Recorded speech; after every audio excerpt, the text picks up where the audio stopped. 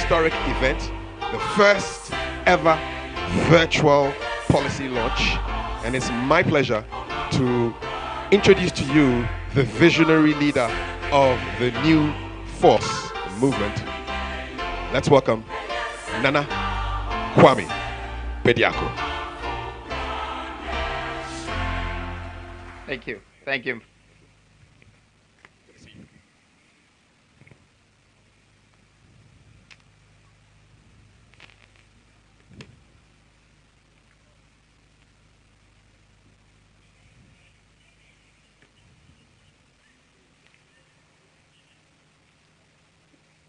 Well, thank you very much, Ghana. I would first like to start with a statement.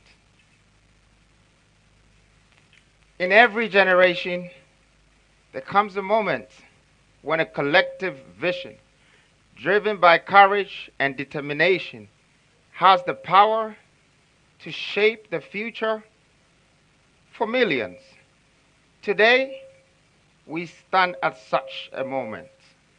The challenges we face in Ghana and across Africa are significant, but they are not insurmountable. Our country is rich with untapped potential, brimming with natural resources, cultural heritage, and most importantly, the indomitable spirit of our people. Our greatest asset lies not just in the abundance of our natural resources, but in our ability to self-industrialize, the economic revolution that promises immediate balance and widespread class prosperity. This is no small task. It is a challenge that has eluded many before me, often deemed unsolvable. Yet, in this moment, we face an undeniable decision that must be met with courage and wisdom. Talking is no longer an option. Action is imperative, and it must be swift. In a country where the thief comes only to steal, kill, and destroy, we stand resolute with a higher purpose to build our nation and restore our rightful heritage. This policy is not just a vision, it is a call to action. A blueprint for a future where Africa claims its place on the global stage, not as a continent rich in untapped potential, but as a beacon of prosperity and progress. Let us embrace this challenge with the urgency it demands, for the time to act is now. Thank you. So I would like to start. Maybe I should go to the screen. And I would like to start with, as you see right now, you can see that there is an organogram with me beside it. In the middle of that organogram, you can see the apostolic governance, the 12 ministries. The 12 ministries will be responsible and accountable for these 12 pillars. We start this policy presentation, which is the developmental agenda, with pillar 1, the 16th regional industrial revolution. Well, as we already know, there are 15 dormant regions and one region that is choked. But we're about to revive the 15 and bridge it with the 1. I'd like to start with a video.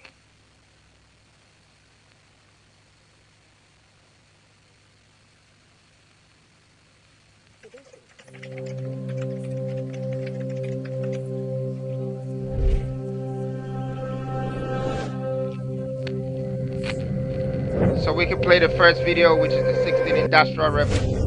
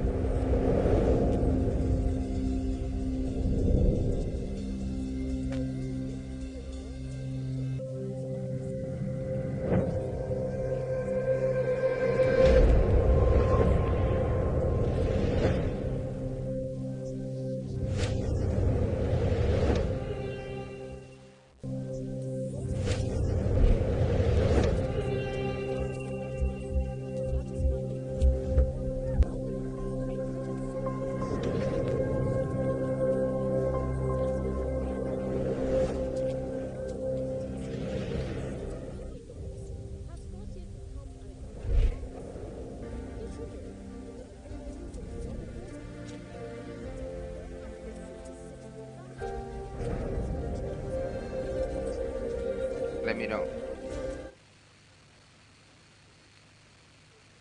Okay.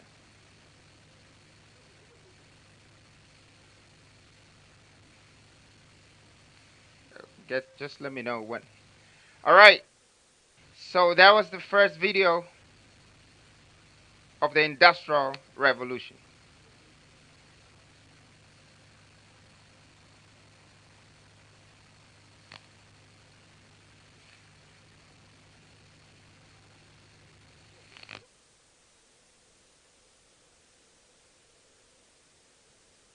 This has started the 16th regional industrial revolution.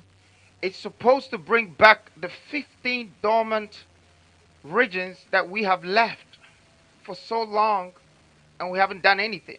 But tonight, I would like to unveil all the potential minerals, arable lands, and all that we have discovered through the research within the 15 regions to Ghanaians. Now, as you are seeing, we start by making sure we invest in all these 16 regions. That is industrial plants to be able to refine all our minerals. And then the processing plants to be able to process all our agro plants.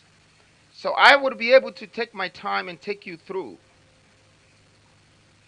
Our research on attribution reserves shows that gold, iron ore, gas, bauxite, and lithium and diamond. The potential of agro processing and all the arable lands in the country amounts to 2.5 trillion US dollars. This is the outcome of our research. We are determined to bring out every region's wealth. So as you can see, we have searched every region inside out and realized what sort of wealth that can be created there and projected it in the next 10 years. Ghana will have an economic output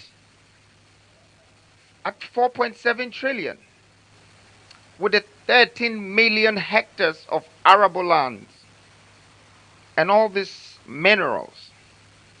We will also create 8 million jobs in a decade. Now let me look at some of the places. I've already showed you Volta region. Maybe we should look at Ashanti region. Can we play the video for Ashanti region?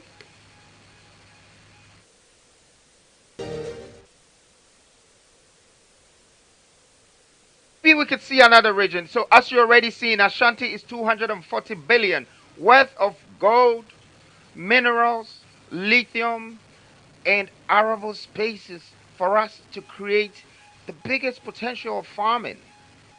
Agro processing. We want to become exporters, not importers. Let's look at Western region. Let's look at Western region. I think Western region is by far the richest region, if not in Ghana, on the continent. So you just saw Western region. It's one of my favorite regions. I believe that this region is going to become the Texas of Africa. This is where we are going to have the most industrial plants with the most minerals, the most agro products to be processed, and is right next to the coast. We can supply Africa and even supply the world. We have to take the Western region very serious. 420 something billion, it's something for us to take very serious, because one is going to create all the jobs in the western side and even bring people from other parts of Ghana. We are going into wealth creation. And I want to do this with you, Ghana. As you can see, wealth creation comes with job creation. But we produce 200,000 barrels of oil per day in Ghana. We sell this, and then, in fact, we let people extract it, go and refine it. Then we go back to Europe and buy this same product premium and sell our fuel at 15 point something cedis per liter. All we have to do is build our refineries, and we will have competitive prices, and we will save the losses in the economy, the inflation in the economy, just because of industrialization. As we can see also, just our oil can also produce us all the petrochemicals. We don't need to import products. We need to export products. The more we import products, the more we drive our economy out of this country. The more we export products, the more we take in other people's economy into our country. And the more we would export, it means we have created jobs. You know, this is going to make Ghana become the powerhouse of Africa. Okay? We cannot do agric without the culture. Now you can see that we have a lot of farmers in Ghana, but we don't have the processing plants to process the farming products. So we do the agric, but we don't do the culture. The culture is the 7 times of processing one product, like cocoa. It can be chocolate. It can be cocoa butter cream. It can be a shampoo. It can be so many things. And there is the brownfields to create other things from this one product and create more jobs. As you can already see, 800,000 jobs per year within these 16 regions.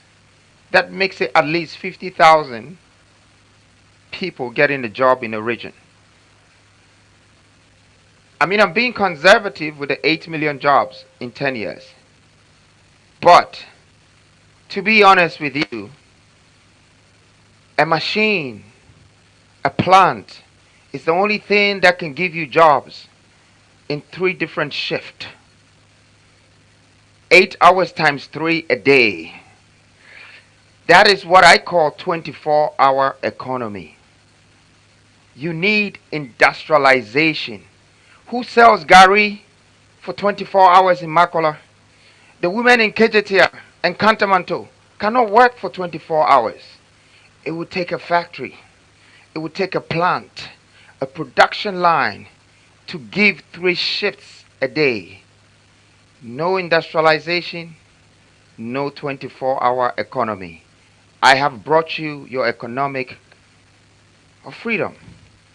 With all this potential, how do we connect our regions and transport the supplies on the industrial scale? That takes you to pillar 2. We've just finishing with pillar 1.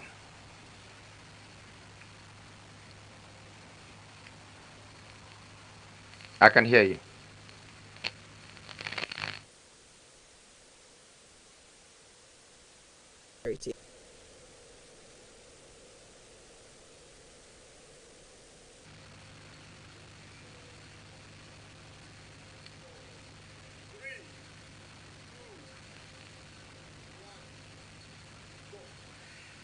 Well, we have just finished with pillar 1, and I would like to introduce you to pillar 2. I want a nation to give me this moment and pay me this attention, because this is truly a vision, a policy, a developmental agenda, and with or without me, it must be applied. So let's go to pillar 2. Pillar 2 is the water transportation and inter-regional railway connectivity. This is Ghana's first water transportation. Now, as you can see, in the olden days, our fathers really had respect for these natural resources that we came to meet. But today, we don't have value for it anymore. We have to remember everything that we eat from on this land is grown by the water on this land. And there are so many regions that we can connect to by connecting the water. So let me tell you my vision about the water connectivity infrastructure. Now, one thing that I can see in this country, Lake Volta is the largest man-made lake in the world. Why are people not visiting Ghana to view Lake Volta? In fact, what have we done with Lake Volta? I mean, you have billions of dollars sitting in Lake Volta. Maybe we'll talk about it later. But our national grid of water transport, it's something that we should look at. When we look at maybe even going here and pointing to some of these things you're seeing here, okay? And I know this brings us to the moment of the sea coming to Kumasi. But as you can see, this is Cape Coast right here. And this is the Gulf of Guinea. So I can enlarge it for you to see. So this is Cape Coast. Right here, this river, River Pra. And I'm so sorry to mention what has happened to it, but we'll get to that. River Pra leads all the way to Ofin and goes over there to Anum and goes there to Birim and to Koforidia. So here is Kumasi right here. Okay, you can see it. Now what we have to do is something called industrial dredging. You can go back and look at countries like Egypt that have used and dredged and had canals that generate 9.4 billion a year. The canals are meant for a lot of things, and the water transportation are also meant for a lot of things. The irrigation of this country for all our plants and all our crops will need industrial irrigation. So we need to do it one way or the other to support the system. The ferries, the cruises, the leisure, the transportation and the logistics that will move all the industrial products that we are about to manufacture will be pooled on this water. Irrigation and purification and logistics is one of the most important things in this world. Now, I can tell you that Ghana imports almost 89% to 92% of the things in this country. How did it get here? At least a fraction of 90% of that came on the water. So we need to make use of our water. It's very, very important. It will bring so much for tourism. So with the support of us connecting all this water together, we are not only going to have an industrial scale to support the agriculture, but also we will raise tourism and we will have the biggest distribution channel that connects to the coast. And the coast can connect to the world. We intend very soon to supply the world with what we're about to industrialize with the 16th Industrial Revolution. Now, not only that, I know I've been talking about waters, but I know that's not the only infrastructure that you need for transportation or for logistics. The railway network is part of our vision. Our vision is to develop a comprehensive railway network exceeding 8,000 kilometers. That is 1.5 million tons of steel. It will be very difficult to import this from outside. That's why we have our eyes on the iron ore in the Industrial Revolution, and some is in the eastern and some are other parts of Ghana. We will be able to manufacture our own steel and create that 8,000 kilometer railway track that will cost us billions of dollars if we have to give it out on contract. And connect and build the eastern corridor, the western corridor, and guess what? The gist of this vision is to also drive the railways to the three borders that faces Ghana. The one in Togo, the one in Burkina Faso, and the one to Ivory Coast. When it gets to the edge, we stop. That is us creating new transportation and logistical path and not remain on the colonial roads that was built for us. Now we're making our own paths to distribute our own goods. But when it gets to the border, the government of that country is responsible to continue. This is going to give us a railway and a speedway around West Africa. Once every country continues from there.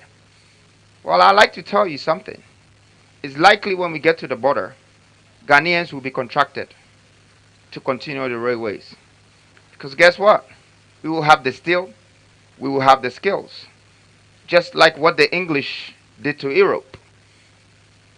Once you have the skills, once you have the funds, and once you have the reserves, and you have industrial power, you're in control. And so, this is our plan for Pillar 2.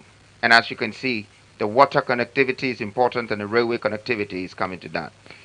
Now, the moon needs the sun to shine, right? So does the Pillar 2. It needs Pillar 3 to thrive. So let me introduce you to Pillar 3, and that is our developmental policy 3. Energy, city, and a technology hub. Energy city. And I know most people haven't probably seen this, but Energy City is built in countries like Bahrain, Qatar, many places. That's a consolidated energy resources and pipelines and big offices that connects with all mineral resources that produce energy. So our energy city is definitely fit to add value to our industrial vision, to be able to create more megawatts, to be able to create more substations when we tap into our gas pipelines, be able to use our gas and our water. As you can see, there is hydroelectric power plants we have to expand. There will be wind farms, there will be solar farms, thermal power plants, such as natural gas and biomass power plants. Our energy sources will need to meet our industrial demands and the demands of our people. We need to build pipelines, and it's very important. I mean, when I say pipelines, pipelines across the regions to support the energy system and the infrastructure. But all of this is great to do. Ghana, just remember, we need even to move with a larger step going forward. I want to say this, 640 million people in Africa do not have access to energy. I don't know if you know this. It's more than 50% of Africans' population. Well, let me use this opportunity to introduce a subdivision idea behind this policy or this vision, and that is introducing the nuclear power plant in this country. We will be one of the main people and one of the best in the world to have taken this idea and implemented. The nuclear energy is rare in the world, and more so in Africa. But we have a chance to establish international relationships. We also have the chance to now trade uranium with Niger and Namibia. That's connecting already to be able to build this. We will position ourselves as the heart of Africa. Nuclear power plants does not only reduce the cost per kilowatt, but it just makes electricity affordable, visible, accessible. We need this because they have it, but we don't. And we are struggling. More than 50% of us, we still don't have light in 2024 when we have uranium sitting. No energy, no technology. But technology is a must. Ghana needs a technology hub. And that's why we've combined technology hub with the energy city. When I say technology hub, I don't know if the old school will really understand what I mean, but I will have to break it down. Okay? It's a combination of Silicon Valleys and a whole industrial platform. Okay? To build all technological gadgets that the world demands. Everybody today is holding an iPhone, or they have a laptop, or they have a tab. But we don't produce these things in our country. We have the minerals already. We have lithium. We have recycling plastic. Going into industrialization is going to give us the capacity to be able to build our own mobile phones and our own laptops, and we can produce our schools with laptops that will teach them what we want them to learn right from the beginning. We are in control of our destiny by producing it ourselves. And it's there. We just need to make sure that we put these plants and get this energy and produce these products and do this packaging and trade it to the world. That is creating jobs, creating value, and being in control. See, one would think it's only mobile phones and laptops and electricals that you need when you're building a technology hub. No. Data centers. Our data centers are very, very important. So we intend to build more data centers, okay, to support the technology hub. But when they talk about data center, a lot of people think data center is just to store information and data. No, it goes beyond that. We want to position ourselves for the crypto farming in the world. So what our data centers is going to do is that it's going to start mining digital coin, tokenization. We will tokenize. We will mine digital coins. We will mint. And I know the young people, the youth understand where I'm going with that because they know they're the future. This is the future of finance. And it's trillions, multi-trillions of dollars. We need to tap into this industry and have the power for them to create demand from us. This is going to make us become the gateway to the multi-trillion dollar Web3 industry in Africa. This technology hub is going to put us ahead. We envision that Ghana leads the software revolution in Africa and the hardware revolution in Africa. We need data centers, and we do, to even support our artificial intelligence and deep learning. It's obvious that no energy, no technology. That said, without industrialization, there will be no digitization. It is impossible. Hashtag, it is impossible. No industrialization, no digitization. Let me take you to Pillar 4. I know you're with me. And Pillar 4 is one of my favorite pillars. You see, we have been talking about all these great things and all these developments and all this wealth building and all of this job creation. But there's one thing that I learned from our ancestors.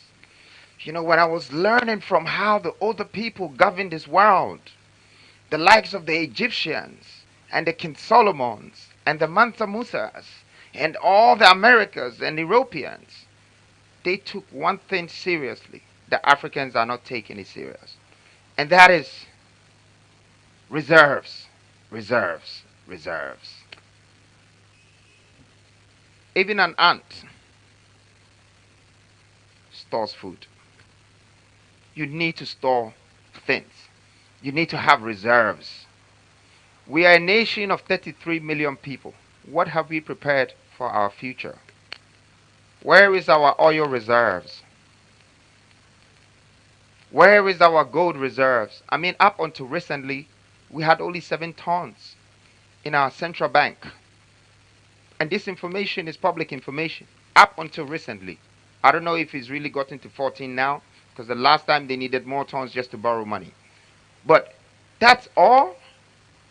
And you have the likes of multinational companies like the Goldfields, and they have moved 300s of tons from this country, and we can only have 7 tons as our reserves.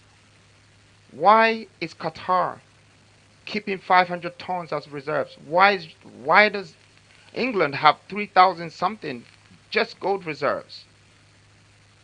Why? I mean, what is it going to cost us to build our own hard rock mining? To go for the target, I want to take that first 200 tons as reserves in this country. I will do whatever it takes because I already have the gold on the ground. And we, as the new force, as the new generational leaders who are thinking with vision, we would make sure that we create that reserves for gold, and fund or money will not be a problem. But not only that do you need in reserves, not just gold or not just oil. Some of the biggest things in this world,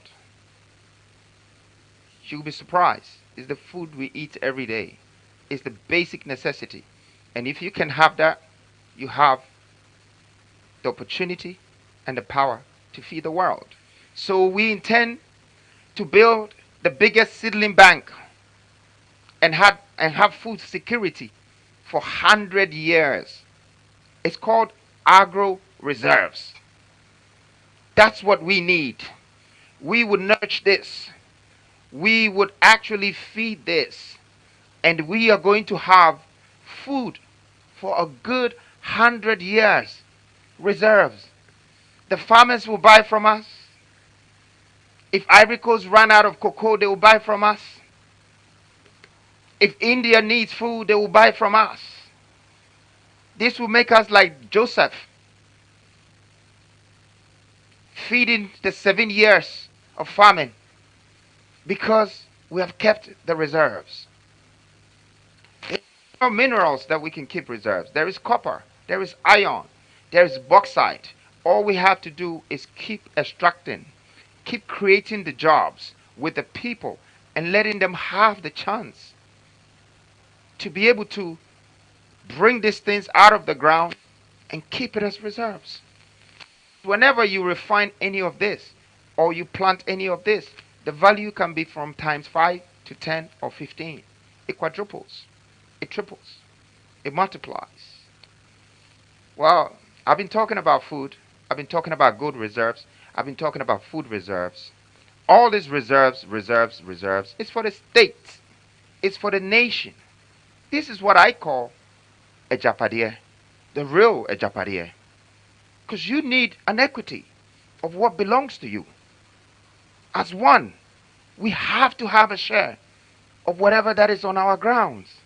We have to get jobs from it. We have to create wealth out of it. And we have to get the skill set out of what belongs to us. It's on our ground. We are the landlords of Ghana. It should be shared among us equally. But with all the reserves, there's one thing that I would like to add. And I know we probably never thought of it. But why do we buy money? Why do we have to go to England or go to Switzerland, to Delarue, to print our money? And after we fly or ship the money, before we have money? What happened to the industrial power that we're creating now? We are going to print money at home. We don't need to go to England or America to print money. We don't need to go anywhere else to go and buy food and bring it here. We don't need to pay 7 times the taxes of whatever that is already in our country and someone has just packaged it. We go and buy it for premium price and bring it back here. That stops because we are going to create it here. Now that we have more reserves, and have even cash reserves, what is next? Fellow Ghanaians, I like to say this. Pillar 5, it's from the bottom of my heart. And this, even when we are not here, this should take us through the centuries. This should not make you just remember me. This should make you know that when I'm not here, my absence will be felt. Because I have found a way to take you back to Susu, where you came from. how your ancestors, your older gods, your fathers survived in the 500 BCs. We are going to create the National Sovereign Wealth Fund. This is the new IMF. Well, at this very point, Ghana is going to help me launch the new IMF because verbally it said, but physically and mentally, we are about to implement it. This pillar is a new policy and it would destruct, disrupt, and dissolve. But eventually, it will rebuild our heritage value. In the past, our minerals have been extracted and exported for pennies. We're ending it. The National Sovereign Wealth Fund is the new IMF, independent and autonomous. It will collect every reserves and it will keep it and it will protect it. Would nobody have to pretend you're not accountable or responsible for our own anymore because now it's secured within the National Fund. And if anybody needs anything within the ministries or the government, let them go to the fund. And they will know this fund has more wealth than IMF or the World Bank can ever give them.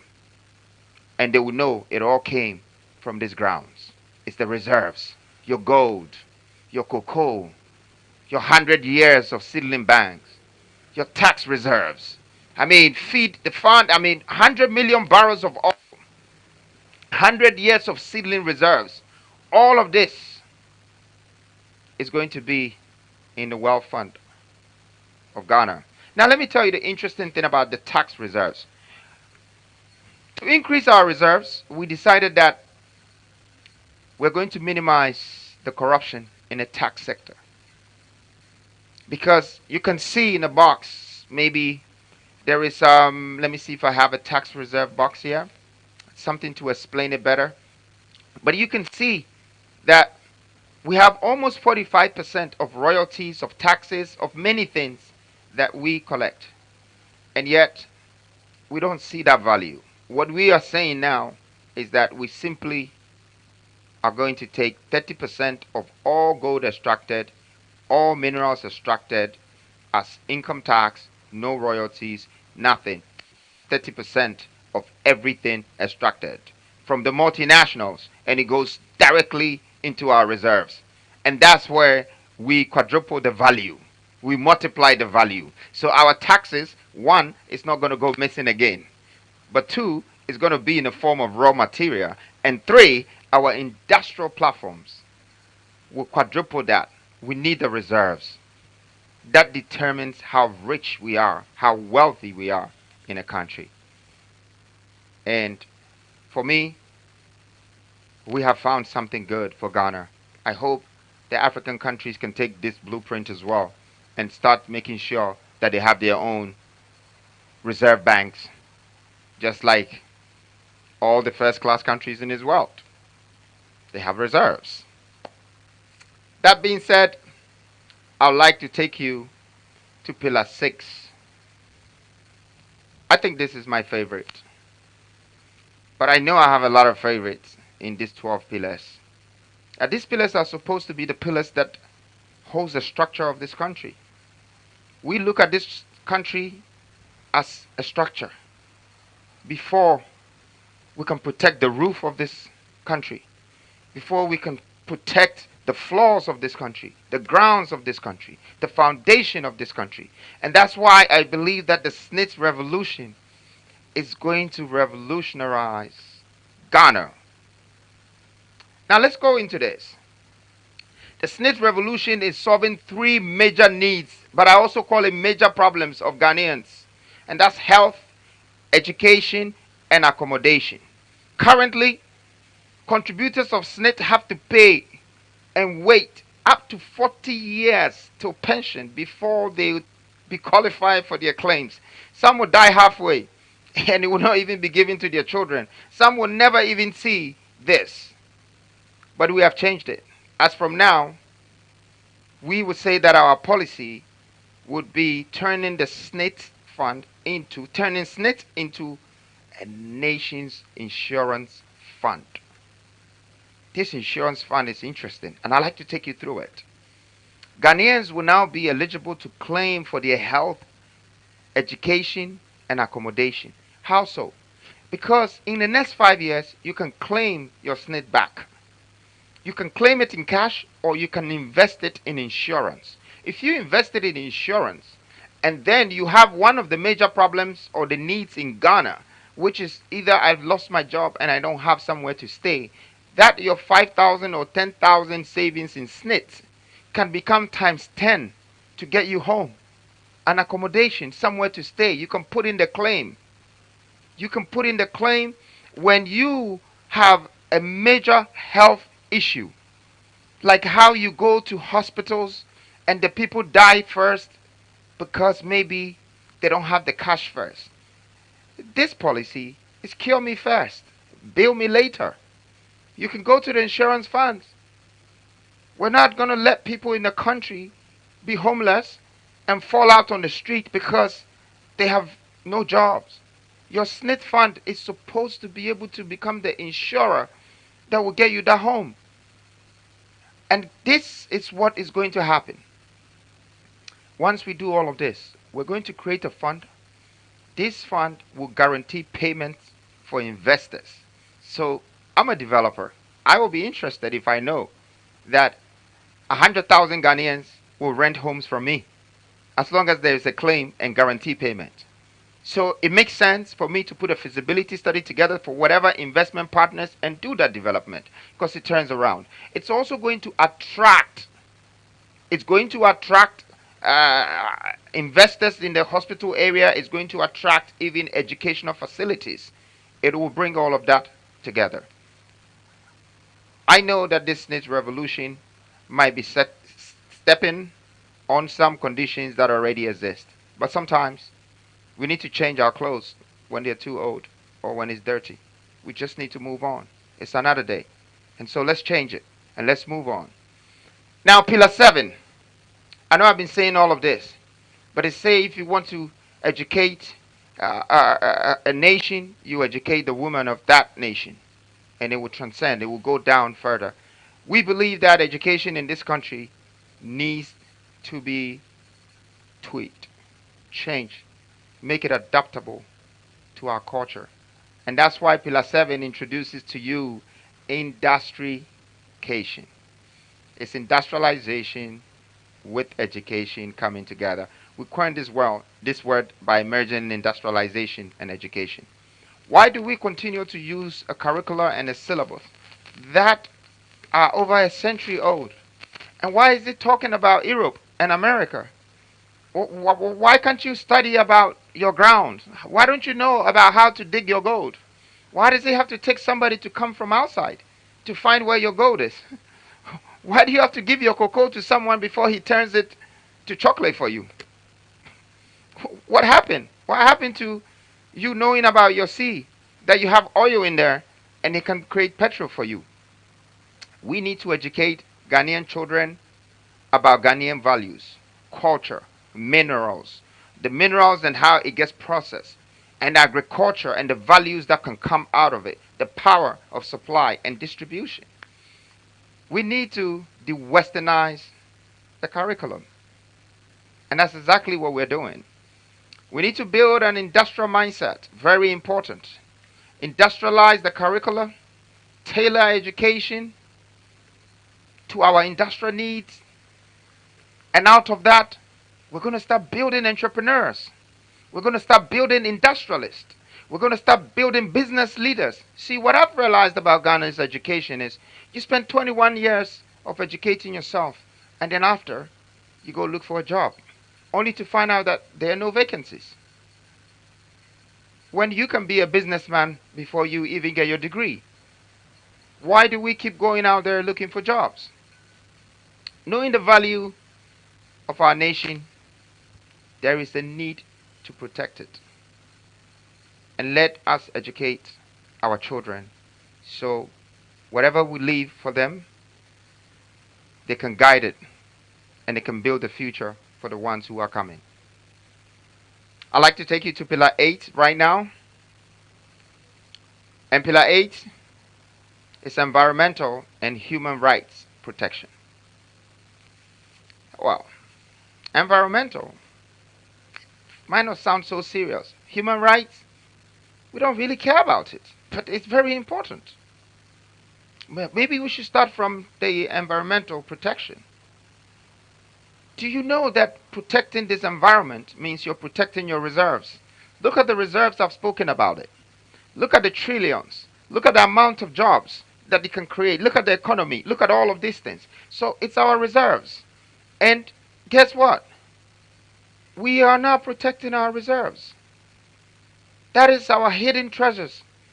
The reserves is also in the hidden lands, in the waters, the oil, the fishes, the gold, the bauxite, the lithium. It's all in the ground. It's in our water. It's in our farms. So why are we not protecting it? Why is maybe an institution like EPA busy chasing me for residual income or chasing the average Ghanaian for a permit that is given already when their main aim is to protect these valuable assets? Okay, I mean, you're looking at something like the water poisoning of this country right now. It's hilarious. Almost every water body is poisoned. And we are talking about a water connection, purification, and irrigation. Do you know what it's going to cost us to do that? This water purification, to get all our waters back to the way it is. Do you know that this water poisons the land? And this is the land that we grow our crops on.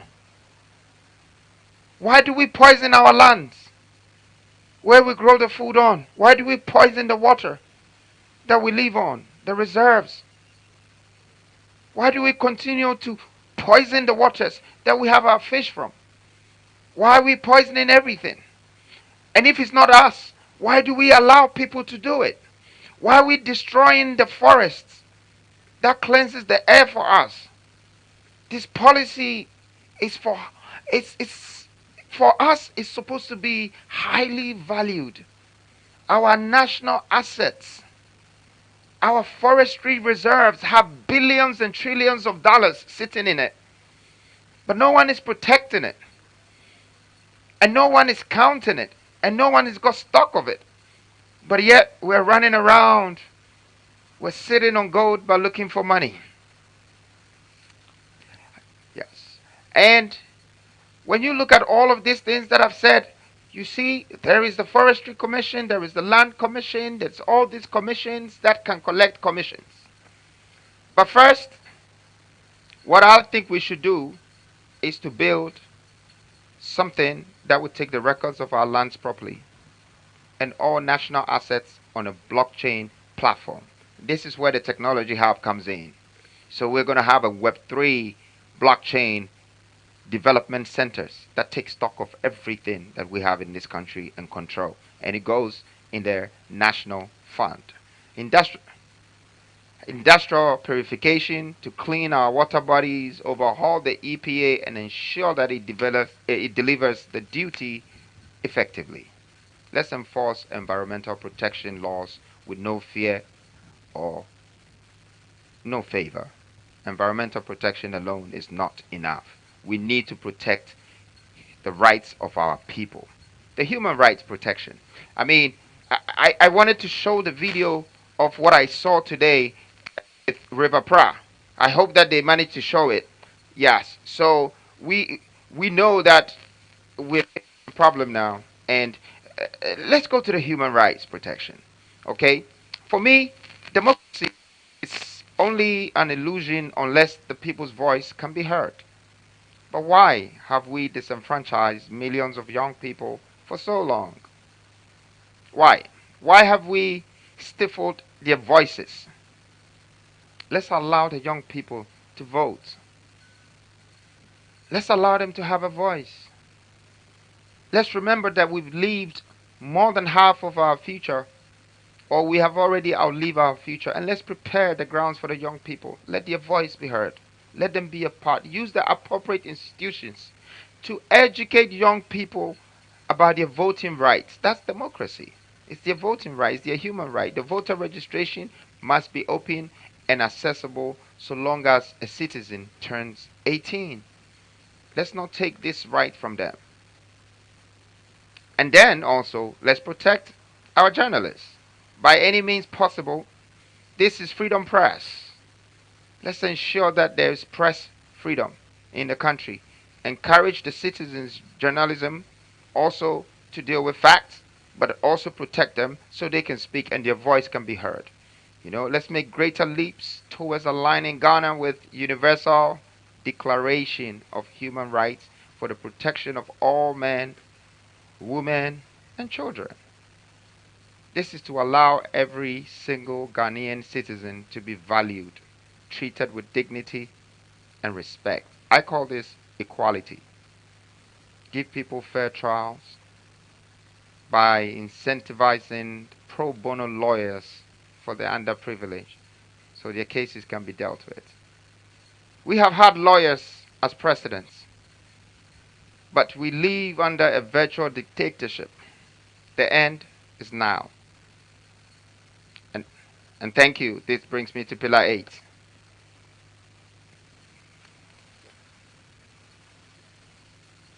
All right, so at this point, being at Pillar 8, well, I've been talking for a while now. I think I'd like to take a little break, but let me call the moderator. Let me just bring Kafui back on stage.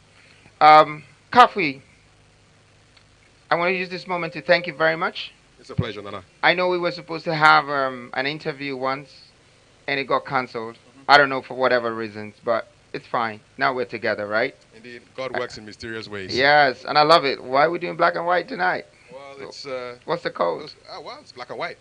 Black and white. Everything is clear. All right. Yes, indeed. That's it. So, what do you think so far? This is the 8th pillar, but the 9th pillar is a big thing. So, I want to take a little break, but I just wanted to hear from you. Yes, so well, there's a lot of action virtually, and so people are connecting with the first ever virtual policy launch in this beautiful Republic of Ghana, and keep those interactions coming in. We'll take a quick break, and we want you to keep your eyes focused on two numbers, 10 and then 276. 10 is for the 10-year plan from the New Force movement, and 276, well, you need to watch. So take a look, and we'll be right back. Don't go anywhere.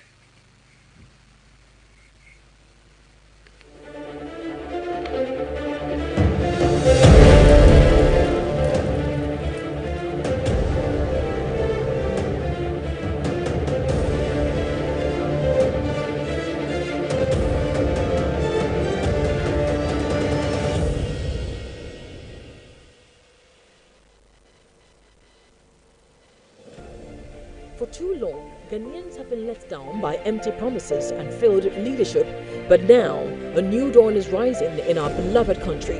A sweeping change led by the visionary Nana Kwame Bediako, the leader of a new force movement, will embark on an unprecedented tour of all 276 constituencies across Ghana. He is bringing hope, economic freedom, and to put power back where it belongs. With you, be part of this historic revolution that will shape the destiny of our nation. Join the New Force movement now, and let's build a nation of our dreams. Languages. Did you cover that base? Listen, I'm a very proud Ghanaian, because I can't be anything else but Ghanaian. And when you're Ghanaian, you have to remember this country has a lot of dialects. Out of the 16 regions, we thought of every single region, and there is a transcribed language on every regional industrialization policy. I mean, maybe I should play some for you to see. From Volta to Ashanti to you name it, to Upper West, Upper East, we thought of everyone. Policy is not for me or us. It's for Ghana. It's for the people of this country. And that's why we've had them in thought, and it's theirs. We want them to know the cost, the value, the jobs, everything that land owns. They're part of it. It's part of their equity. So please, maybe we should play it for you to get familiar with it. Timantem eti goda ons opipim oha of East Yara Martin Bango Campina. Volta Lake, Yinya Amantowa where. Tutu Yaladin, your northern region, what in Banyala than Gas. Sikako Kone, Piayo Ayemuma. Apa East region, Tarpaga, Ebemore, Tengonza, Asasa so opening into foot na sasa ikuzi wompaza. Look, Ubi. Ghana, I'm Lalo Nuchumoye Jigan Pupani. West region Palo EG answer Fanga. All right, Nana, we're going to continue with Pillar 9. I think it's quite an interesting one. Yeah. Take it away. Thank you very much, Kafui. It's almost been an hour and some change into the evening since we started this presentation of our developmental agenda and the policy. But now I'm about to get you into Pillar 9, the apostolic governance, the 12 ministries. I mean, apostolic governance, it's a title, it's some title right here, but it's the 12 ministries. They say less is more. Our government will be the leanest, most efficient in the history of African politics. We present to you the apostolic governance, 1 president, 12 ministers. Create a lean government that will be responsible for the 12 pillars. Now let me start. I'm going to press this, like when you go into one of this, maybe we can press one of them and let's pick one. I'll take you through a few of the ministerial mandates because I think it's very important that you know what they have to do. So we start with Ministry of Finance. Over the years, there has been a lot of judgment debts, a lot of salary shortage, a lot of paying without returns. We realize that, not to put blames on anyone, that the Ministry of Finance is struggling. So our mandate is to make the Ministry of Finance become an investor and a developer for the nation building. It should be their responsibility. They should be accountable for it. You know, we want them to be able to go to the sovereign fund, the IMF, and ask for 10 billion for a project that would be supervised, monitored, controlled by us, our investment going into industrial, going into commercial, going into retail. We should be a part of it and we should control it. And there should be returns. We should not just use our Ministry of Finance for spending. We should use our Ministry of Finance for investment. We have to purchase for right purposes that brings returns. The returns that will pay, and that's how it should circulate, just to stabilize our economy. I can pick maybe trade as well. Well, trade, it's been like a dormant ministry for me over the past decade. Trade is to make Ghana one of the biggest African exporters. The aim of having all of these 16 industrial, regional industrial revolution and having a development in minerals and agro processing and packaging and food and this and that is to be able to trade. Now let's think about after is a big project. That's 50. Secure the right salary and structures and benefits for security service